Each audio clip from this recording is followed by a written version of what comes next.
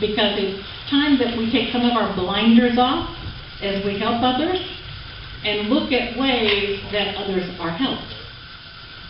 And there's a difference there in what I just said, and I hope everybody picked up on it. What we're talking about is dignity and respect. And we give and give and give and give and don't think about what happens at that side of the giving.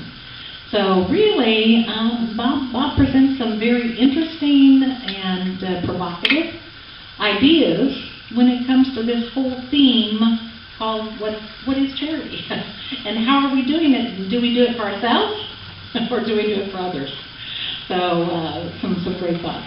Bob is from Atlanta, and luckily the good Lord allowed those clouds to part so that he could get in here and be able to enjoy these 2 days with us.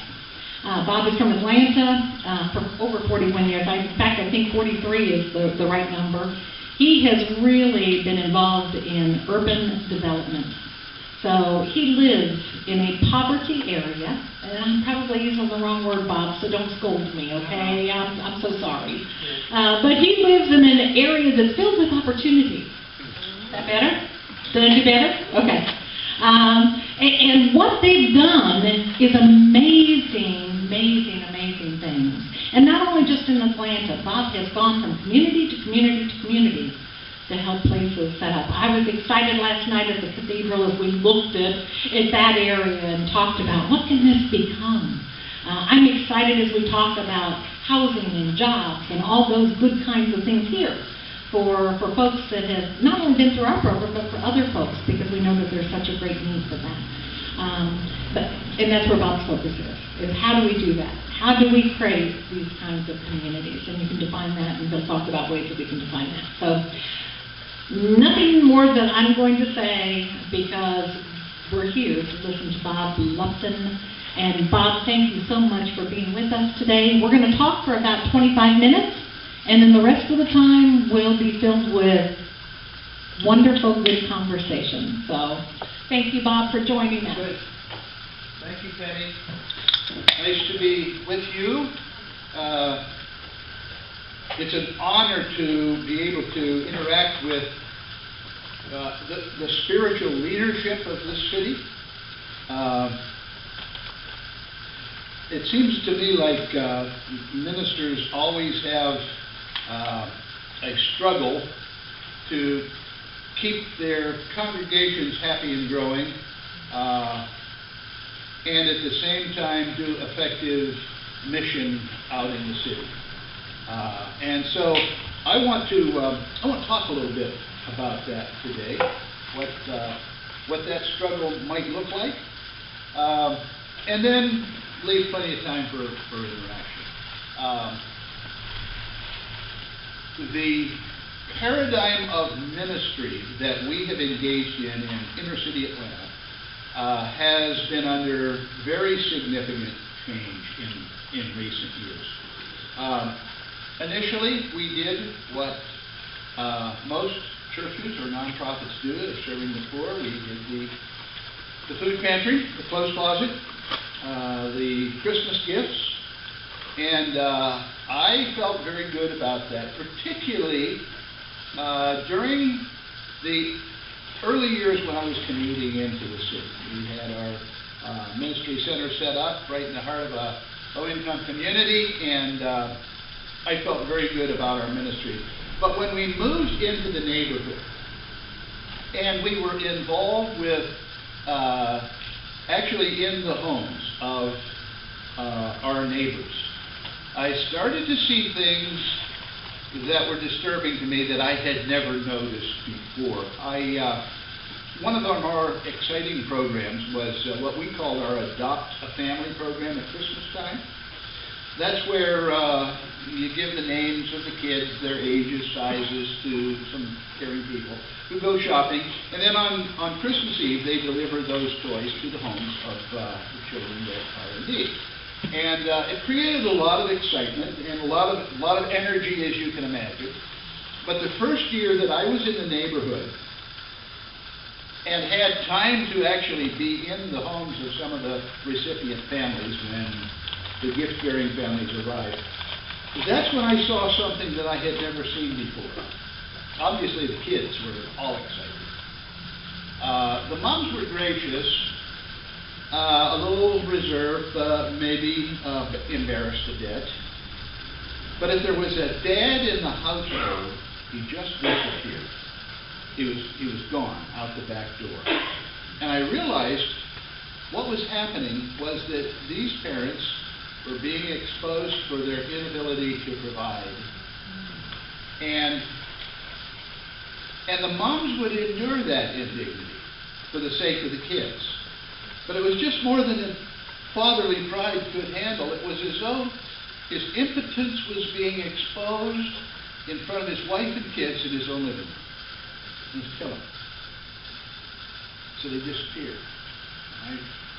It hit me that there is an awful toll that is being extracted from those who are the objects of our charity. And it made me wonder, is the same kind of thing going on with our other programs?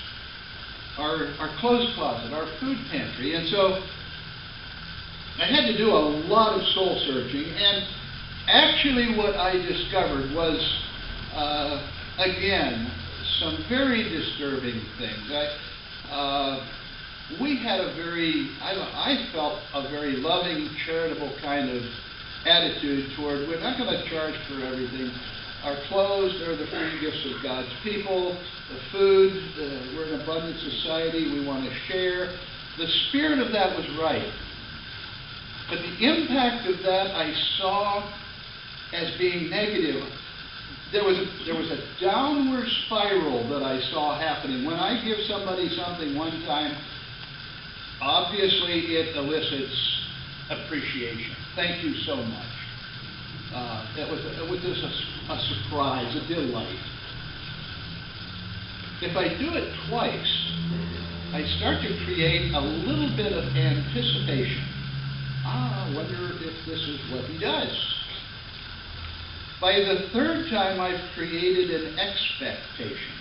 When does it come again? I know you do this, so I want to make sure I'm in line. By the fourth time, it's become an entitlement. I prefer a turkey or a ham this year instead of a turkey for Thanksgiving, thank you. I have a voice in this. This is an entitlement. This is a right. By the fifth time, it's just pure dependency.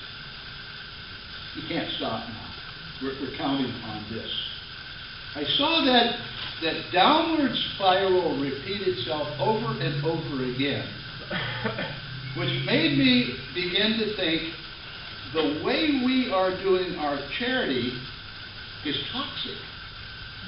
It's, instead of empowering people, it's disempowering people. And so I said, we really have to change this model.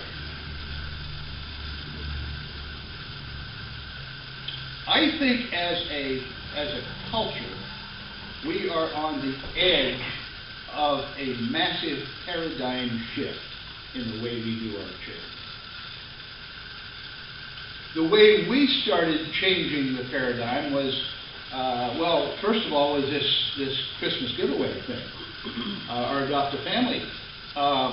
The following Christmas, when folks started calling in for their adopted family, I said, would you give an extra gift this Christmas? Would you give the gift of dignity to the dads? And here's how you do that. Go shopping, bring your toys in, don't wrap them, and we'll set up a toy shop. And we'll put somewhere between wholesale and garage sale price on those toys and invite parents to come in and go shopping. And if they don't have any money, well, we're creating cash flow here, so we can hire them, so everybody can buy toys for their kids. That way, on Christmas morning, parents in our community have the same joy of seeing kids open the gifts that they have selected, that they have purchased through the efforts of their own hands, and there will be dignity in the process of exchange. That's a bit of a stretch, asking folk to let us sell gifts that they were donating. But when I explained, you know what kids need more than really a gift for Christmas? They need an effective parent. And we're going to use this money, the proceeds of these toys, to set up an employment training program that will train parents in some marketplace skills and move them out into the economic mainstream so that they can be the ones that provide gifts for their kids going forward. And so your gift will keep on giving all year long. And when folks got that, they agreed to the process. I said, I want an extra gift from you. Would you give the gift of dignity to the dads? You know that rush of emotion that you get when you see those kids all excited about the gifts that you bring. You know how that makes you feel? That's what I want you to give to the dads, so that they will feel that on Christmas night. We found out two things. That first, we called it Pride for Parents. Changed it from Adopt a Family. Pride for Parents.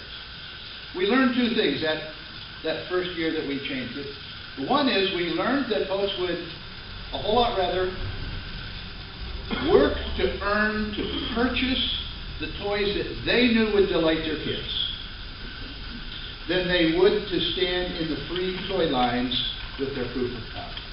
We learned that. And we also learned a universal truth. That means universal to all people of all time. Everyone loves to find a bargain. Universal. So Peggy comes home, my wife, my bride comes home this last Christmas. She'd been out doing her Christmas shopping, and she brought all her bags in and spread out her treasures around the living room for me to admire. And she said, and you know what? She said, I saved more than I spent. Well, I'm not an economist. So somebody that knows high finance would have to explain that. But I do know this. She was excited about finding bargains. Something universal about that. So the question I have to ask myself is, why would I think it would be a blessing to the poor to deprive them of the joy of finding bargains? Why do I think that? Our paradigm is changing. It's shifting. The clothes closet, there's something about those free clothes that elicited a certain, I don't know, kind of a greed. It appealed to the darker side of humanity. It made folks want to grab and hoard. That giveaway mentality. But when we turned it into a thrift store, now you don't have to control for greed. Now you have to do what it takes to get customers back into the store. Because you need them. You value them. And believe me, the neighbors in our neighborhood knew the difference.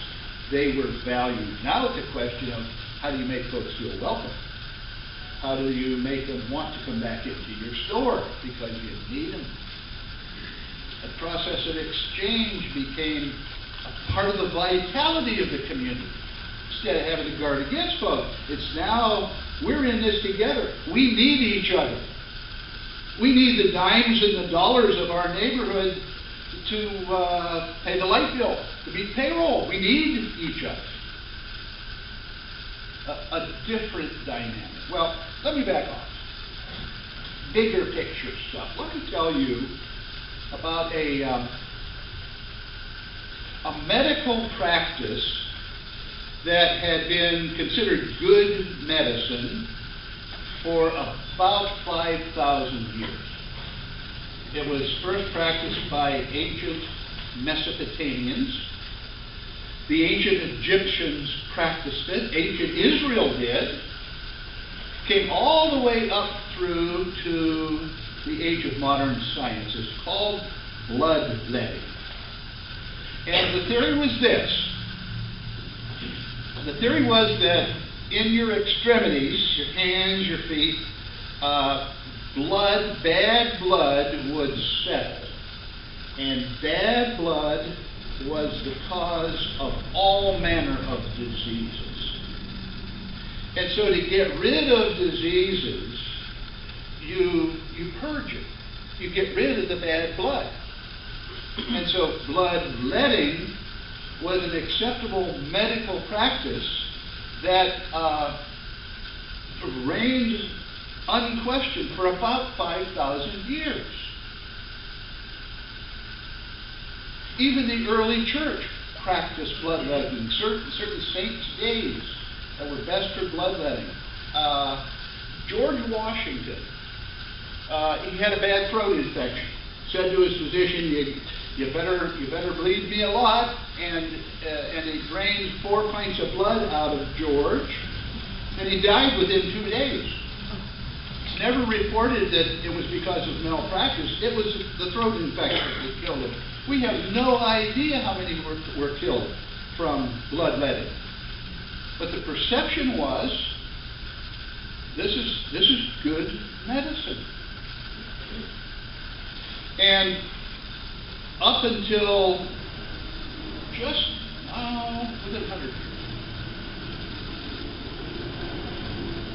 it was practiced. As a matter of fact, you still see it in barber shops. You see the pole, the red and white pole.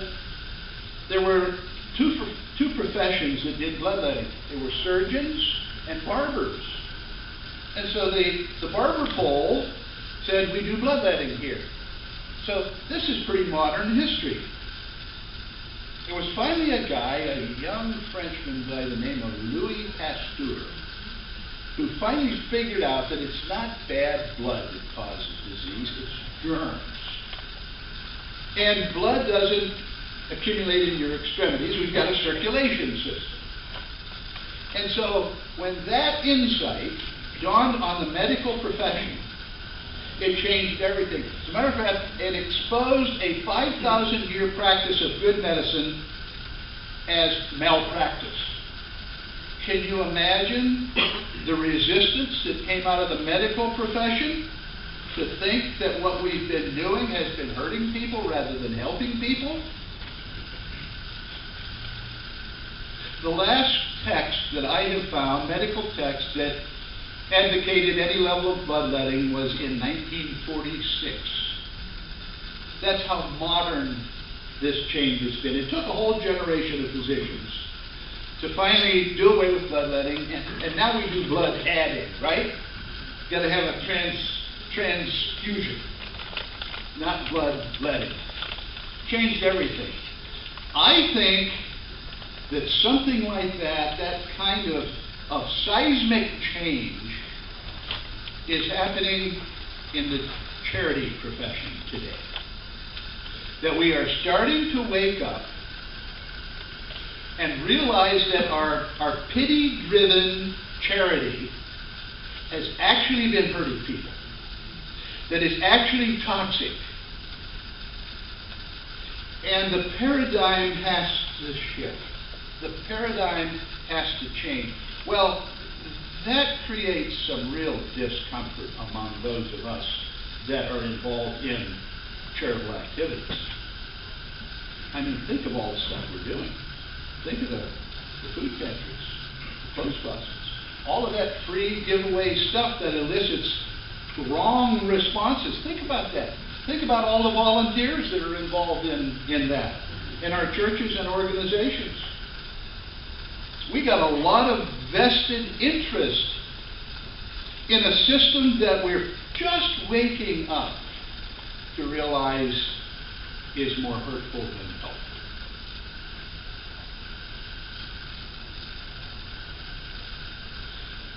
We've got to ask the question for all of our charity, and as a society, we're more charitable than anybody else in the world. A recent report I read said that current charitable, 2013, current charitable contributions totaled $335 billion. Come on. Missions giving. Now, our foreign missions that, we send folk out there as missionaries, they disappear for 20 years, and that's kind of a dying art. We don't do that much anymore. We send short-term missionaries. And any church that's got any money at all are sending their kids and their volunteers in to do short-term mission trips all over the world. It's an industry. It's somewhere between 2 and 2.5 million short-term missionaries we send out every year, at a cost of somewhere between $3 and $5 billion. I asked I was talking with a Delta vice president here recently. We were talking about mission trips, and he said, that's big business. He said, if it weren't for the mission trip industry, Delta would have to cancel a full half of their flights to Central and South America. So missions giving is up, but Delta Airlines is getting it all. And at some point we have to ask the question, is our charity, is our mission strategy really impacting the poor? Are people becoming less poor as a result of all of our charity? Haiti is probably the country that has received more charitable dollars and contributions than any other country in the world.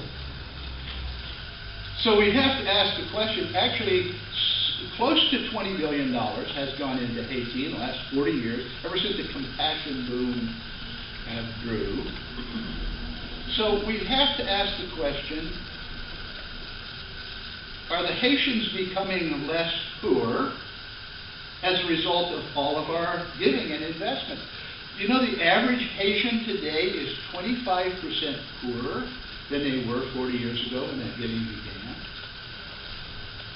And we have to ask the question here at home, are our poor, are our homeless becoming less poor as a result of all of our giving, all of our food pantries, all of our clothes closets, all of our shelters? Are they becoming less poor? No, they're not. Poverty isn't decreasing. If anything, it's on the increase. So at some point we have to ask the question, is there something wrong with the paradigm? Is there something wrong with what we're doing that needs to be changed? Well, I think that one of the reasons why the poor aren't being lifted out of poverty is, one, because we've been evaluating the wrong things. We've been evaluating how our giving is affecting us. Is it good for our church? Do folks feel fulfilled? Did we bond? Was it a life-changing experience? Those are all about us.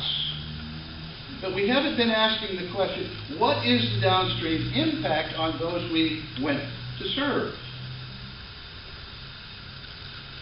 I was talking with a Nicaraguan banker who went into a micro-lending ministry, little loans for peasant people. He was in Nicaragua. I said, Juan, how are you working with the churches here? It has a very large micro-lending organization. And he said, Bob, there's whole sections of our country that we can't do any micro-lending in at all. He says, that's the area where there are concentrations of U.S. church partnerships. He says, like people say, why do we want to borrow money? They give it to us. Why do we want to borrow money to build a church? They build it for us.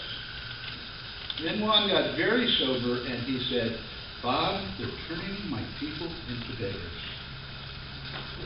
I had the Ambassador Consul General of Honduras contact me. A lawyer on her board gave me that little book. She said, we got to talk.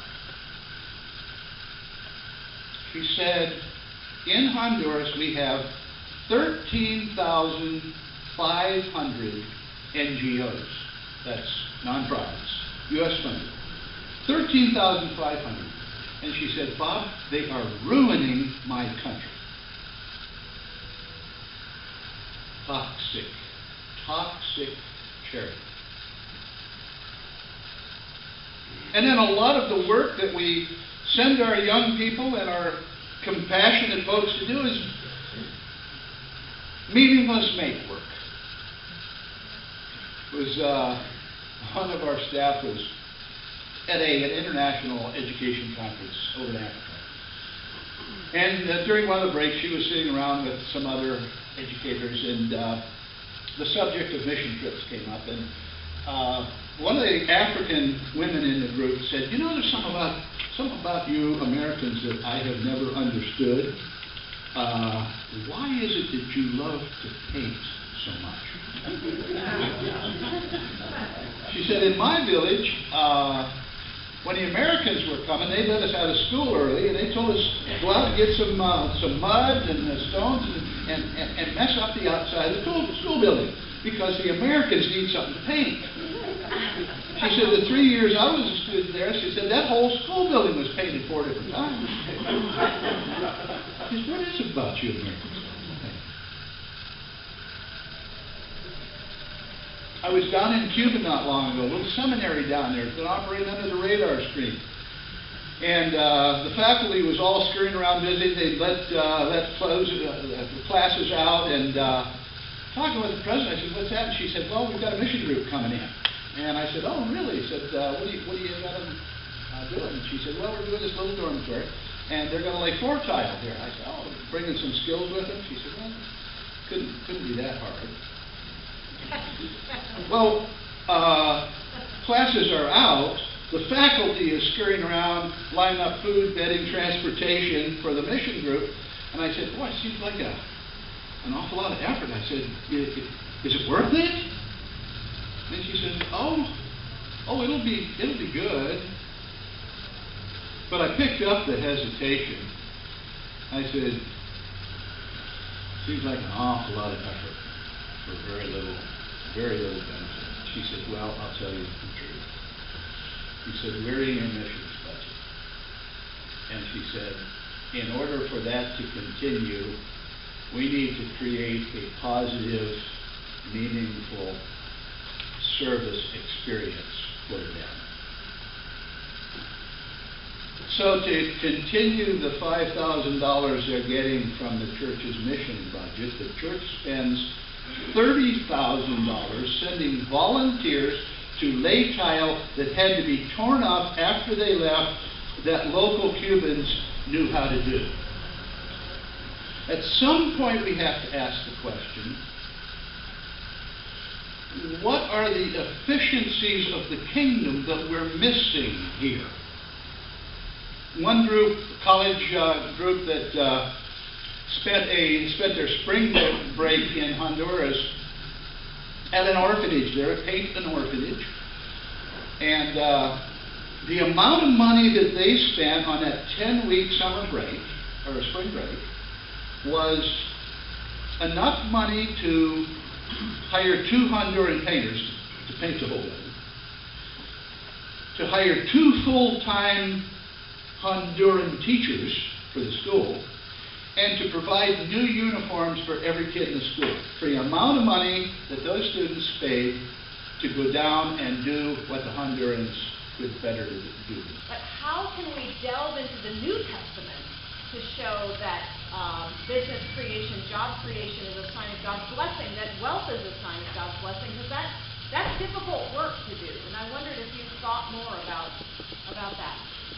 It is difficult work, and I'm not a theologian, so I don't have a well-defined theology, but I do recall that the Apostle Paul said, if somebody isn't working, don't feed them.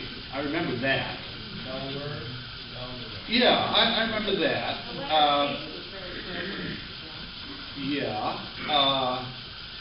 I also remember that incident feeding the 5,000. Remember the little kid and the fish,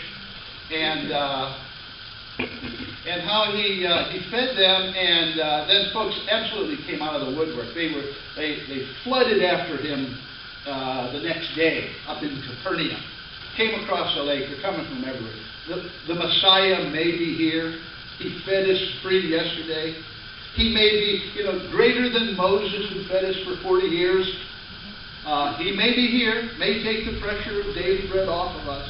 And so the folks pour in from all over the countryside. And Jesus doesn't feed them. And finally he says to them, I know why you're here. You're here for another free lunch. He said, I'm not going to give you that. Let me tell you about the bread of life. Well, folks just scattered. Not interested in that. And so, of course, the disciples who are watching this process have to make some sort of conclusion about the kingdom of God. I think they have to conclude that it's not a free feeding program that is going to bring people into the kingdom. You may be able to preach something around that. But I think we have a little work. I think for the one of the things about wealth creation, I just finished a manuscript on this, so this stuff is in my mind. I interviewed a lot of very wealthy people, and to the person they said, the church doesn't know what to do with us. Can't tithe to the church. Their tithe is more than the church's budget. They could pay for the whole capital campaign, but that wouldn't be right. You need to figure out what percentage we ought to give. And so the church doesn't know what to do with wealthy people. And they said mostly they make us feel unspiritual. Without realizing that wealth creation is the stuff that creates jobs for all of our families. That is their ministry. And in terms of mission work, a buddy of mine who is an importer of kind of Pier 1 stuff from the Pacific Rim, he was having delivery problems, quality control issues. He said, I can do better myself. So he goes to the Philippines, gets some land, and sets up a little food or a little manufacturing operation. I saw him at a Christmas party last Christmas. I said, Bill, how's your business going? 10 years now. He said, it's going good. He says, hard work, but he says, it's going good. I said, how many folks are you employing now?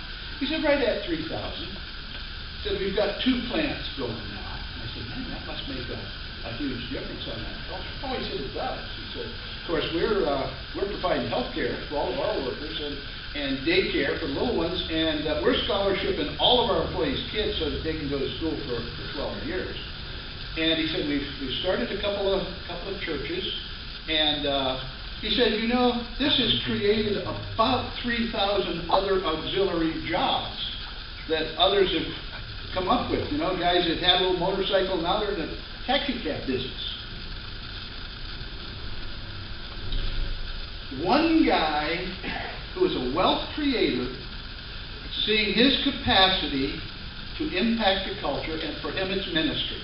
Now he's doing very well, but he's also doing good. One person who has a spiritual gift of wealth creation.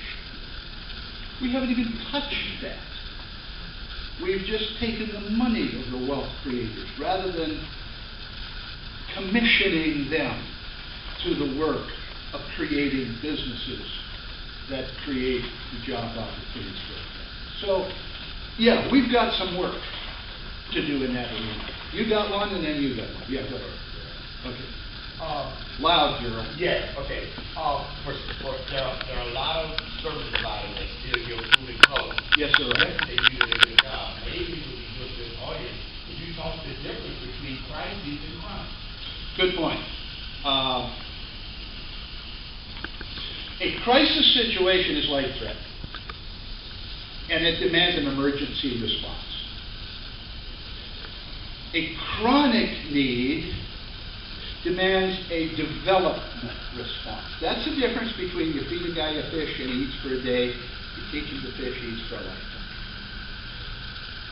Most of the needs that we see in this culture and in this neighborhood are chronic needs, a function of chronic poverty, series of choices for the most part. And a chronic need demands a development response. When you do an emergency, you give an emergency response to a chronic need, you hurt people.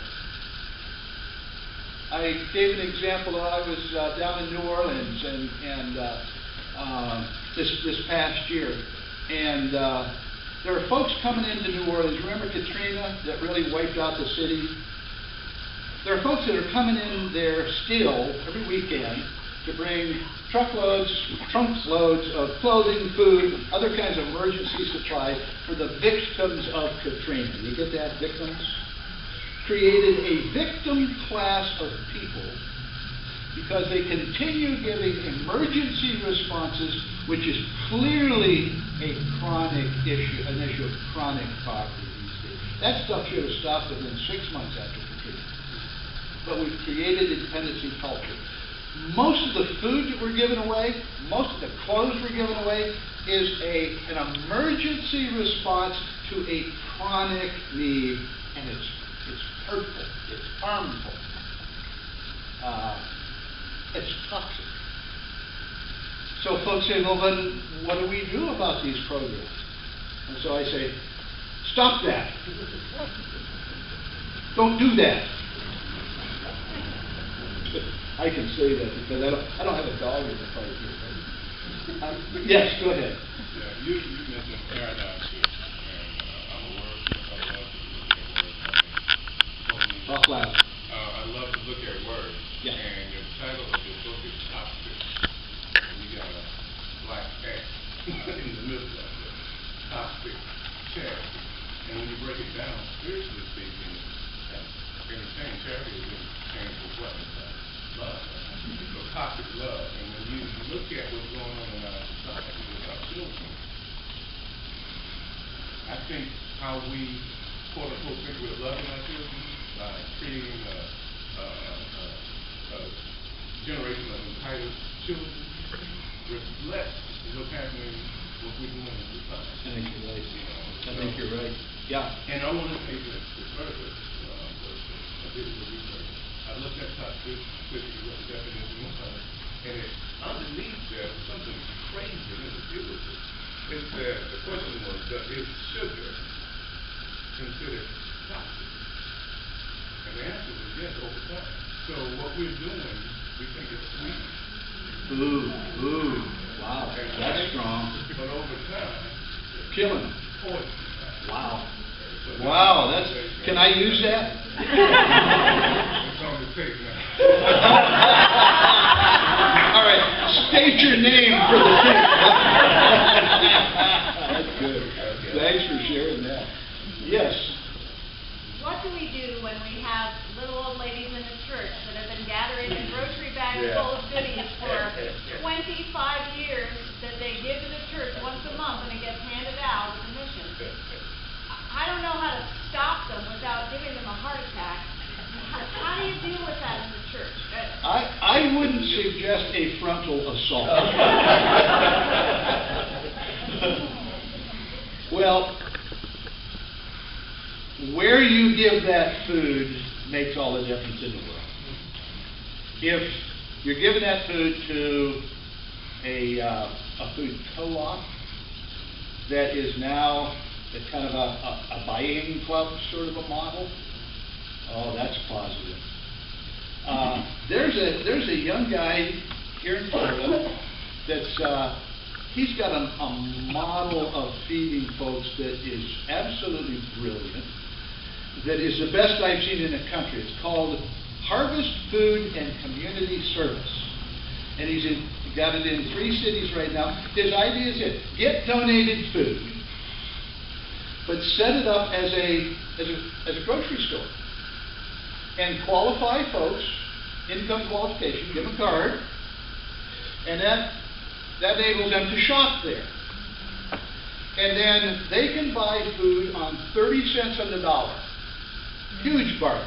And everybody loves to find a bargain, right? 30 cents on the dollar, and then they use those proceeds to provide job training, job readiness, job placement, budgeting, those kind of supportive services that folk need to take steps so that they don't need the store anymore. That's a brilliant concept. And if you're giving the food that you're collecting to an organization that is not toxic, that is entering into an exchange system with its recipients, then it becomes developmental. It shifts from dependency producing into developmental. So now you've got a real problem if you're running the food pantry. That's a bigger problem. And that's all I got to say about that. Yes, sir. One of the ways of lifting people up who are not lazy, who are willing to work, and they're working minimum wage jobs, and sometimes they're working more than one minimum wage job to try to keep the table set. It seems to me that when those employees or people of faith or labor unions speak to the owning class, or as you call them, the job creators. Right. In fact, in Oklahoma this week, the governor signed a bill that makes it illegal for any municipality or entity within the state of Oklahoma to pass a law to raise the minimum wage.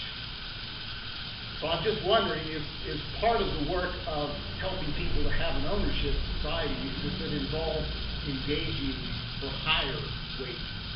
Well, I think you're talking about systemic change.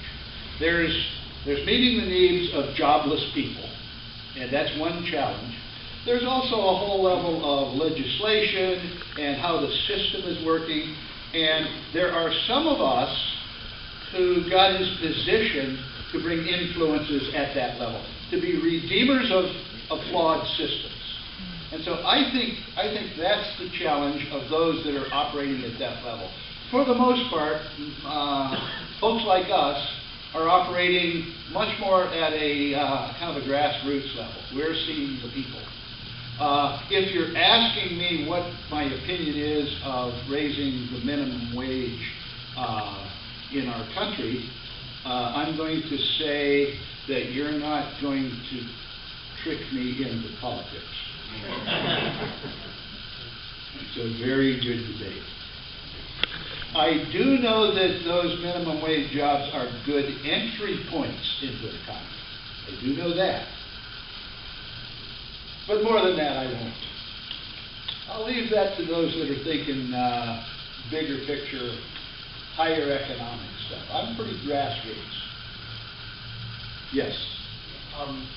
One concept I throw around a lot is the idea that when we try to serve and be helpful, sometimes it comes across those of us who are the helpers as condescending or paternalistic or superior, because we have something, we need something. So I kind of wonder how we can do a better job at recognizing and seeking out a way to show that, you have a need, it's obvious, it's visible. I have lots of brokenness too, mine's not so visible. So, how can I relate to someone with an obvious need in a way that sort of has some mutuality to it? That's a good question. Yeah. That's an important one. You know how in the Talmud, the ancient Jewish culture addressed that? They gave a hierarchy of charity. The highest form of charity is to provide a person a job, and they don't know that you provided it. Highest level of charity. Second higher level of charity is you hire a person and they know that you hired them and created a job for them. The next lower level of charity is to give somebody something anonymously so they don't know where it came from. There's a gift. And the lowest level of charity of all is giving somebody something and they know that you gave it. I think that's instructive. And what I find, even among very broken people in my community, if somebody's hit me up for some money, I find that if I have a job for them to do, and I think immediately of Michael, who's always got a need, and is pretty alcoholic, he can wash a van very well. And so when he's coming after me for money, I said, anymore, he said, he doesn't ask for money, he says, can I wash your van? That means $20. And he does a very good job of it. And I pay him the $20, and some of my staff say, you know what he's going to do with that? He's going to go out and get high on that. That's irresponsible. I said, absolutely not. That is an honorable exchange. When that man leaves, he has earned that money, and he is a free person to do whatever he chooses with that money. There are no strings attached to that. That's honorable exchange. So, you know, my brief answer is, it comes back to a job. Honorable exchange. It doesn't deplete anybody's dignity. Yeah. Just kind of piggyback off what you brother just said. In dealing with people, I think in terms of not being condescending or looking down, making them feel like, hey, you're out of it. It's the attitude that we have with this business, the way we react, respond, we talk to the person, the individual, is more so like making them feel included. It's not like if we're giving out food, a line coming in, it's not like somebody comes up here, take your bag, and keep on moving. But it's how you doing today, what's your name, making them feel included. And I think when we bring people up, they're already feeling down in terms of having to come through the line. So if you just interact with them, you know, and share something positive with them, and make them feel like, hey, it's okay. Even if they don't want to share this with them, I'm giving it to them, share this with them. So I think in terms of attitude, it's highly important for those of us that do share, we give clothing, or we give food, or whatnot. And I've been giving food for a long time in the community. And I've heard what you said in terms of people feel entitled after so much getting, and I see that all the time, the same group, the same bunch every time, but I make them inclusive. One of the things that I think the brother said in terms of the charity, the love, and you spoke about it when Jesus began to teach it, and then he was coming from. But in everything that he did, he always taught purpose before he gave. And that brings me to the thought that we as ministers, we have to put forth a training that the people that we serve, and to the sister here, I'm listening to her, and she feels like she has this going on, and she wants to know how to overcome, how to tell the senior ladies that, hey, you can't give me any more food. But whoever gives the food, they need to be trained, they need to be taught to, and be told and given the option of something else other to do than just allowing them to come in, pick up, and go. So it is in our hands, you know. Well, you know, I do hear what you're saying. Mm-hmm. I'm going to respectfully disagree. Okay. I think it's wonderful to be loving, encouraging, affirming, smiling, all of those things. But the image I get is a kindly family doctor that everybody loves and everybody respects, who is still doing bloodletting. His practice is wrong. Everybody loves him, and they think that he has given them good treatment because, by golly, we got better. Must be the doc. I want to tell you that every time I have seen one-way giving persist over time at all, it's gone south. It's gone toxic. And so I don't care whether we're smiling or not. It's still the message that folk are getting. You are objects of my pity. I don't see the capacity in you that God has given you to be a contributor in this process. I'm ignoring something about your value. And as kind and smiling as we are, I think that's the underlying message.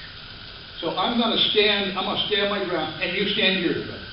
All right. We're gonna change it. All right, that's good. To make, if I can help make your point for you, Bob. Boy, I need some help here. You made it pretty good. But those of us that have been involved in missioning the homeless in Jacksonville for a while, everywhere I go, everybody knows me. I go to South, I go to Trinity, and the reason that's so is because homeless people are smart enough to know everywhere to go to get something for free. Sure they do. They know a homeless circuit, Sure they and do. they'll stay in that homeless circuit unless someone shows them the exit ramp by showing them you got to do something to get something. There you go. If you don't show them the exit ramp, they'll stay on that one-way expressway for the rest of their lives. That's a good point. Yes, sir. You were mentioning the loaves and the fishes. It occurred to me that Jesus didn't just give for free. The first thing he said is, "What have you got?" And the little boy comes up with just a few things. It wasn't much, but he made more of it. That's so good. we're asking people, what have you What got? do you got? Yeah, you got to bring something to the table. Do you want to walk? Yeah, do you want to walk? Do you want to walk?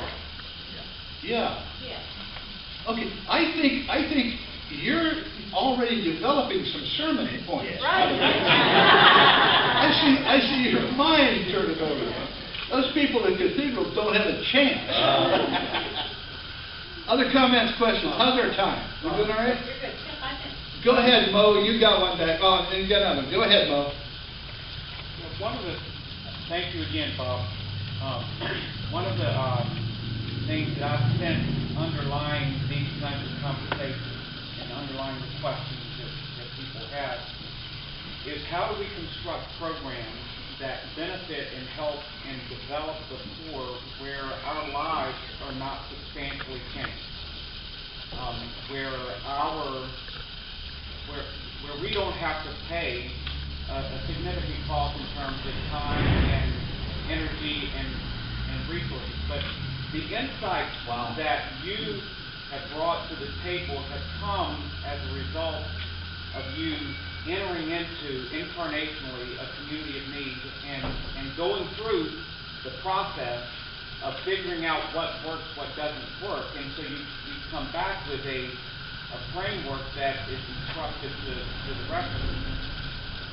But isn't it true that the only way for us to kind of get beyond what Terry was referencing is really to enter in and get our hands dirty and be willing for our lives to be substantially different as a result? Because the reality is, if we're going to take a person and move our program away from crisis management and crisis investment or relief, crisis relief, to development, and you're taking a person or a family that's multi-generational poverty, that's unemployable because of life skills and so on, there's no way, there's no program that you can erect that will make a difference in their lives, except for life on life, incarnational ministry paradigm. Is that? Boy, that is so true. Yeah, it's really personal work, isn't it? And this stuff doesn't lend itself to mass programs. Yeah. Well, and it's why you guys assign a caseworker to your guests. I mean, it's to establish that personal relationship and a path out of here. Yeah. I think Kenny's presence here probably means that you have the last question. Exactly. My question was, this is a good send-up for you. Do you see anything of this nature happening in Young? No. Any sense of any awareness? I think it's too early for the government to do anything because everybody's worried about electability. And if somebody comes out and makes these kind of statements, they're going to be branded as right-wing Republican fascists against the poor kind of heartless. I think the policies will change when the groundswell changes. When we start changing our program structures, when we start showing a better way, when the public starts saying, oh, this really is a paradigm shift, when the grassroots speaks into politics, I think then it'll change. I think we're the ones on the front line to make that happen. Yeah. Good question. Thank you.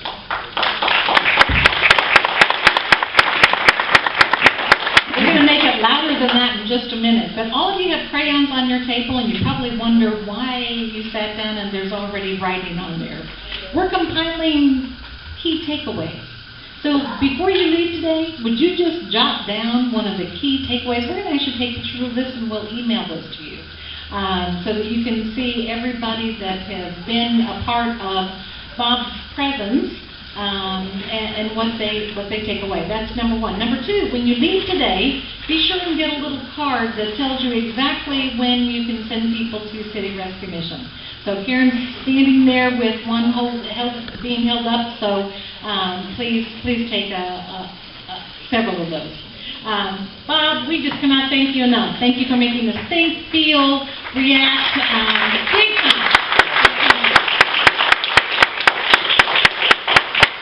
And thank you. Every one of you in here is a partner of ours in some way. And we could not possibly do ministry, and I'm talking about all of us, without each other. So we are tickled that we have opportunities and reasons to come together to share that. And certainly as we move forward in our ministry and think of how to do that best so that we can bring dignity to those that we serve, we will always reflect on the comments that you have to make. Thank you for being with us today. Know that we're always here to help you in any way that we can, that we're always willing and excited to talk about new ways and better ways to serve the needs of the people in this wonderful, wonderful community. So God bless you.